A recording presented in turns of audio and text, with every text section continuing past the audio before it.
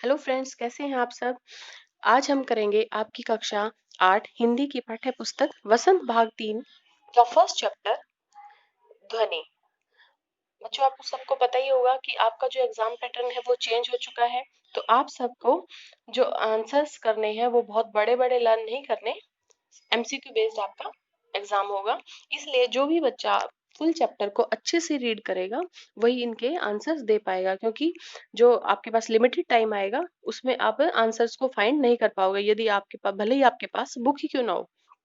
तो बच्चों, इसलिए आप सबको प्रिपरेशन स्टार्ट कर देनी चाहिए, कर दी होगी आप सबने। तो आज हम करेंगे फर्स्ट जो चैप्टर है आपका उसके एमसीक्यू। तो जैसे जैसे मैं आपके सामने क्वेश्चंस को रीड कर रही हूँ और उसके ऑप्शंस रीड कर रही हूँ, आप वीडियो को स्टॉप करके भी उसका आंसर दे सकते हैं, जो कि मेरे आंसर देने से पहले आप कर सकते हैं, आप खुद को एग्जामिन कर सकते हैं। तो फर्स्ट क्वेश्चन है, निम्नलिखित में से ध्वनि कविता के कवि का क्या नाम है?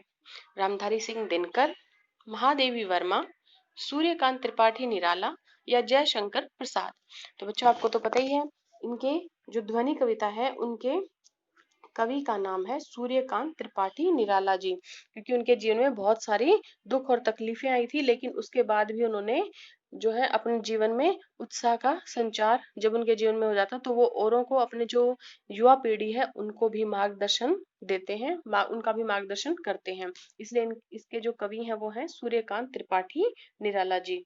दूसरा उन्होंने पूछा, कवि किन कलियों पर अपना हाथ फेरना चाहता है? आपने कविता पढ़ी होगी कि जो उसमें वो क्या करते हैं, किन कलियों पर हाथ फेरते हैं। तो आपने इसमें से ऑप्शन देखना है, मुदित कलियों पर, पुष्पित, निद्रित, स्वप्निल।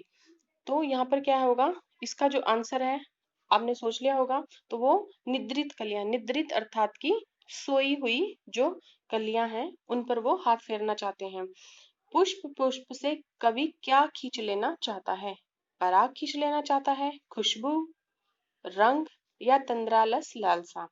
तो यहाँ पर इसका आंसर होगा पुष्प पुष्प से जो निराला जी कवि जो हैं इसके, वो क्या खींच लेना चाहते हैं? तंद्रालस लालसा, मतलब कि आलस्य, जो आलस्य है उनसे वो खींच लेना चाहते हैं। आलस्य में डूबे युवाओं को कवि ने किस शब्द द्वारा दर्शाया है? कविता को आपने पढ़ा होगा, तो उसमें आपने देखा होगा कि जो आलस्य है उसमें डूबे हुए युवाओं को उन्होंने किस माध्यम से दर्शाया, क्योंकि यहाँ पर किसी भी पंक्ति में युवा वर्ग जो शब्द है उसका प्रयोग नहीं किया गया, तो उन्होंने कोई ना कोई माध्यम के द्वारा उसको दर्शाया है। तो वो है क्या है? वसंत है, पुष्प, प्रत्यूष या मनोहर।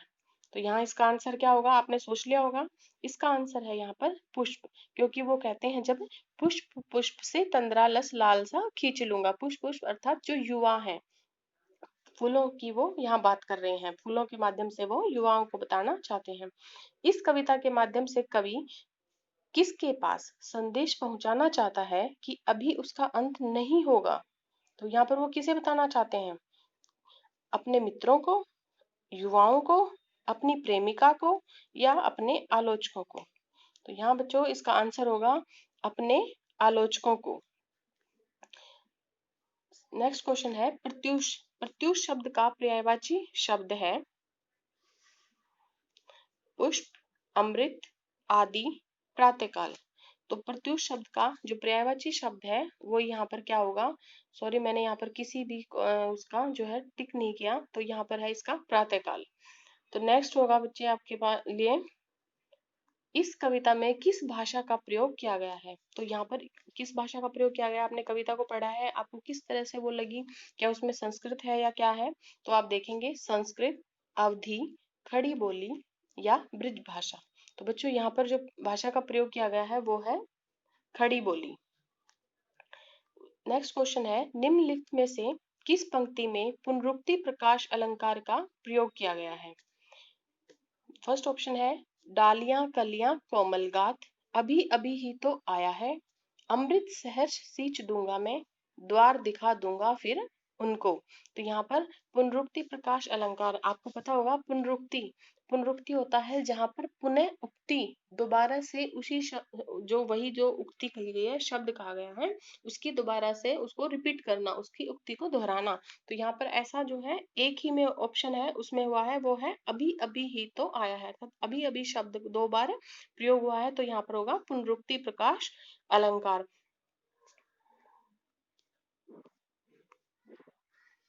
नेक्स्ट है आपके पास, कवि कलियों को क्या संदेश देना चाहता है? कलियों की सुंदरता का, कोयल के कूकने का, सूर्य के उगने का, या मनोहर प्रभात का।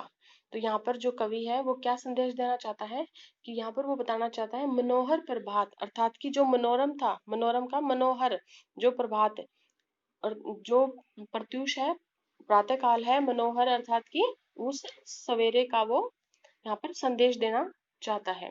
तो यहाँ पर होगा इसका फोर्थ ऑप्शन। उसके बाद आपका है, कवि कविता में खिले फूलों को किसका द्वार दिखाना चाहता है? बगीचे का, सुंदर मन का, मंदिर का, अनंत का। तो यहाँ पर इसका आंसर होगा, वह किसका द्वार दिखाना चाहता है? अनंत का। आपने देखा होगा पंक्ति में आया था यहाँ पर कविता में। उसके बाद है, इस कविता के माध्यम से हमें कवि के जीवन के प्रति किस दृष्टिकोण का पता चलता है कि कवि का जो दृष्टिकोण है जीवन के प्रति, वो कैसा देखते हैं जीवन को, उसका दृष्टिकोण उन्हें क्या है, वो यहाँ पर देखना है हमें कि वो कैसा सोचते हैं। निराशा एवं दुखी, केवल आशावादी, आशावादी एवं उत्साही, या ये सभी। तो यहाँ पर होगा, वो निराशा और दुखी इस तरह का तो जीवन के प्रति उनका दृष्टिकोण है ही नहीं, ना वो सिर्फ आशावादी है, क्योंकि सिर्फ आशा ही रखेंगे और कुछ करेंगे नहीं, ऐसे तो कुछ काम चलेगा नहीं ना। तो आप सिर्फ आशा करो और पढ़ो ना, तो उत्साह हो, पढ़ो, परिश्रम करो, ये सब उनके जो उनका जो जीवन के प्रति दृष्टिकोण था। तो यहाँ पर इसका आंसर हो जाएगा थर्ड, आशावादी एवं उत्साही। फोर्थ है, मृदुल वसंत शब्दों के माध्यम से कवि क्या कहना चाहते हैं? मृदुल वसंत, मृदुल का अर्थ था कोमल, वसंत जो कि एक ऋतु है, उसके बारे में इन्होंने बताया है। उनके जीवन में अभी बहुत उत्साह है, ये कहना चाहते हैं। उनके जीवन में अभी भी ऊर्जा है, उन्हें अभी भी बहुत से कार्य करने हैं, या उपरोक्त सभी।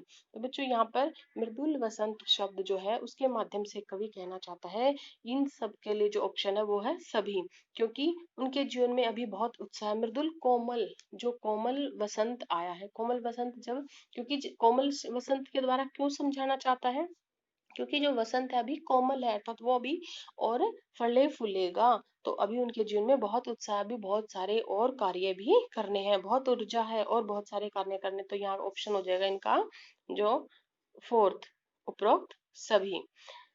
नेक्स्ट है, कविता में प्रयुक्त शब्द वसंत का विशेषण बताइए। अब यहाँ पर वसंत विशेषण आपको पता होगा कि विशेषण जो शब्द, विशेषण जो है क्या होते हैं, व्याकरण में आपने देखा होगा कि संज्ञा के जो स्थान पर प्रयोग किया जाए, संज्ञा की जो विशेषता बताते हैं शब्द, वो क्या है? विशेषण। तो यहाँ पर कौन सा जो शब्द है ये कविता में आपने प्रयोग किया है? कोमल कली, सुंदर फूल, मृदुल, या गात। वसंत जो शब्द है उसकी विशेषता कौन से शब्द के द्वारा जो है प्रकट हो रही है? तो यहाँ पर उसमें कविता में आपने पढ़ा था, तो यहाँ पर इसका जो आंसर होगा वो क्या होगा? मृदुल, कोमल वसंत के बारे में उन्होंने बताया था। नेक्स्ट जो आपका है, कवि युवा वर्ग को किसका द्वार दिखाना चाहते हैं? आलस्य का, इच्छा का, आशा व परिश्रम का, स्वर्ग का। तो ये बहुत ही जो है आंसर आसान है, इसमें क्या है? आशा व परिश्रम का द्वार दिखाना चाहते हैं। नेक्स्ट है, निम्न में से किस पंक्ति में अनुप्रास अलंकार का प्रयोग किया गया है? तो यहाँ पर बच्चों आपने देखा कि पहले मैंने पुनरुक्ति प्रकाश अलंकार का इसमें इसमें क्वेश्चन डाला हुआ है, उसके बाद अनुप्रास अलंकार है, या फिर कुछ शब्दों के मीनिंग भी हैं, उनके शब्दार्थ भी हैं। तो जब तक आप अच्छे से नहीं करोगे, तो क्योंकि जो जो भी आपका जो टीचर है वो एग्जाम जो क्वेश्चंस को बनाएंगे, तो उसमें ग्रामर जो व्याकरण आपकी है उसको भी उसका भी प्रयोग होगा।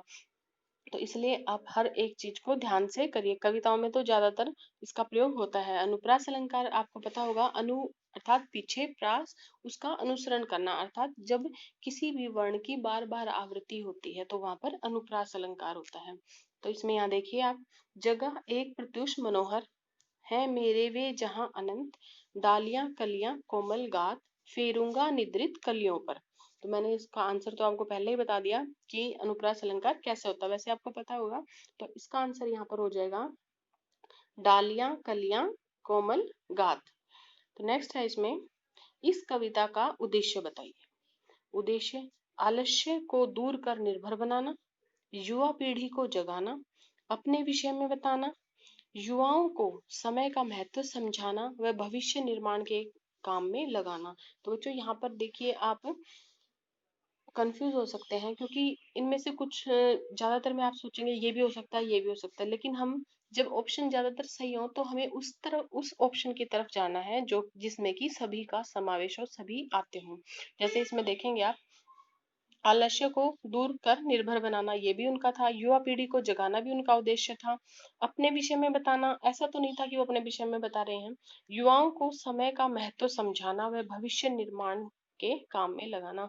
तो यहाँ पर क्या है, ये फर्स्ट और सेकंड जो दोनों ही ऑप्शन है, इनसे जो उद्देश्य है वो कम पूरा हो जाता है। तो यहाँ पर इसका जो आंसर होगा वो क्या हो जाएगा, फोर्थ हो जाएगा। उसके बाद है, कवि के मन में वसंत के रूप में किसका संचार दर्शाया गया है।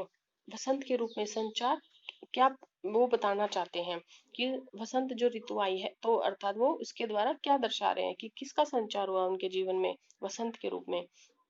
तो यहाँ पर दुखों का, क्या उनके जीवन में दुख आ गए हैं। सुखों का, क्या वो बहुत सुखी हो गए हैं। निराशा, कि वसंत को देखकर वो बहुत ज्यादा निराश हो गए हैं। या उत्साह का, या उत्साह का उनके अंदर संचार हुआ है। तो इनमें से ऑप्शन जो क्या होगा, उसका आंसर क्या होगा, आप सब समझ गए होंगे। तो इसका आंसर है उत्साह का, क्योंकि वसंत के आगमन से उनके जीवन में उत्साह का संचार हुआ है।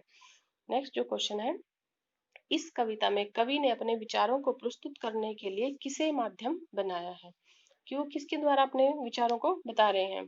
कोई ना कोई तो माध्यम होता है जिसके द्वारा वो अपने जो विचार है वो प्रकट कर रहे हैं। यहाँ पर जो कवि है हमेशा किसी न किसी माध्यम के द्वारा अपनी भावनाओं को दूसरों तक पहुंचाते हैं। तो यहाँ पर उन्होंने किसका प्रयोग किया है, पुष्पों का, जनजीवन का, स्वयं को, या प्रकृति को। क्योंकि जो कविता है उसमें जनजीवन के बारे में भी उन्होंने अपने में बताया है, पुष्पों का भी वर्णन है, और वो स्वयं के जो जीवन है उनके संघर्ष हैं या फिर जिस तरह से वो उत्साह से बढ़ते हैं वो भी बताते हैं, और प्रकृति का भी इसमें वर्णन है। तो इसमें इसका आंसर क्या हो जाएगा, फोर्थ, क्योंकि प्रकृति के माध्यम से ही वो यहाँ पर बता रहे हैं। नेक्स्ट जो ऑप्शन है, क्वेश्चन है, कवि इस कविता में प्रयुक्त शब्द अनंत द्वारा क्या दिखाना चाहता है।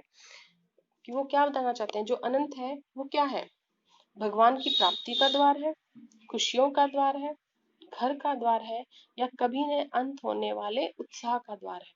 तो अनंत, अनंत का अर्थ ही जो होता है वो क्या होता है, कभी न अंत होने वाला, कभी ना खत्म होने वाला। तो कभी भी ना खत्म हो ऐसा क्या है कि, तो वो क्या होगा, खुशियां भी कभी ना कभी गम में बदल जाएंगी। भगवान की प्राप्ति का द्वार, अब जरूर तो नहीं जो भक्ति करते हैं उन वो सच्ची भक्ति कर रहे हो सबको ही भगवान का द्वार मिल जाए। घर का द्वार तो सबका ही है, तो उसमें अनंत क्या है। तो इसलिए इसका आंसर जो क्या है वो यहाँ पर इस कविता के माध्यम से हम सबको वैसे इन सारे ऑप्शंस की तरफ नहीं देखना कि इनका मतलब क्या है, क्योंकि कवि हमें क्या देखना है कि इस कविता में कवि का जो कहने का तात्पर्य है, अर्थ है वो क्या है। तो यहाँ पर कभी न अंत होने वाला, और ऐसा क्या था, उनके जीवन में उत्साह था, ऐसा उत्साह जो कभी भी खत्म नहीं होगा, जब वो अपने आलोचकों को भी बताते हैं। तो ऐसा इसका ऑप्शन जो है वो हो जाएगा आंसर, कभी न अंत होने वाले, अर्थात उत्साह का ऐसा द्वार। नव जीवन को कवि किससे सींचना चाहता है। नव जीवन, जो नया जो जीवन है, नया जीवन जो युवा है उनको वो किससे सींचना चाहता है, पुष्प से, पानी से, हरे हरे पत्तों से, या अमृत से। तो यहाँ पर इसका आंसर हो जाएगा बच्चों कि नव जीवन को कवि जो है अपने जीवन में जो उनको अमृत मिला है, उनको जो उत्साह रूपी जो जीवन में अमृत जो मिला है उन्हें प्राप्त हुआ है, उससे वह नव जीवन को, नए जो जो युवा हैं उनके जीवन को सींचना चाहता है अमृत से। नेक्स्ट जो इसका क्वेश्चन है, मेरे वन में मृदुल वसंत पंक्ति में वन किसके प्रतीक रूप में है। तो यहाँ पर वन जो शब्द है सिर्फ सबका नहीं पूछा, इसने सिर्फ वन का, कि मेरे वन में, तो वन क्या है, जंगल है, कि क्या उसके जंगल के मृदुल वसंत में, बाग के, प्रकृति के, या कवि के जीवन रूपी वन के। तो यहाँ पर इसका आंसर हो जाएगा बच्चों कवि के जीवन रूपी वन के, क्योंकि उसका जो जीवन है, जीवन रूपी जो वन है उसका जो मृदुल वसंत अर्थात कोमल, जो उसके जीवन में जो कोमल वसंत आया है, उत्साह रूपी जो वसंत आया है, उसके बारे में वो यहाँ पर प्रकृति रूप में बात कर रहे हैं। तो आप सबको इसमें से जितने हो सकते थे मैंने सभी क्वेश्चंस आपको करवा दिए हैं, लेकिन फिर भी आप सभी इसमें कुछ शब्द हैं, जैसे गात शब्द का प्रयोग किया गया है, तो गात का अर्थ क्या है, वैसे इसमें आपके दिया हुआ है जो कोमल गात, गात अर्थात की शरीर। या फिर इसमें कहीं भी पूछ लेंगे वो कि इन सब किन शब्दों की पुनरावृत्ति हुई है, पुनरुक्ति प्रकाश अलंकार, या फिर इसमें विशेषण है। ये सब चीजें आप सब इसको बहुत अच्छे से करना। किसी भी जो भी चैप्टर आप करेंगे बहुत अच्छे से करना, क्योंकि एमसीक्यू बेस्ड आपके जो क्वेश्चंस हैं एग्जाम में आएंगे। तो हर एक बच्चा बहुत अच्छे से करे, ताकि एक मिनट, अच्छे मार्क्स लेके आ सको। ओके फ्रेंड्स, आप सबको वीडियो कैसी लगी? अगर अच्छी लगी तो प्लीज लाइक करें और इस चैनल को सब्सक्राइब करें। ओके, बाय, धन्यवाद।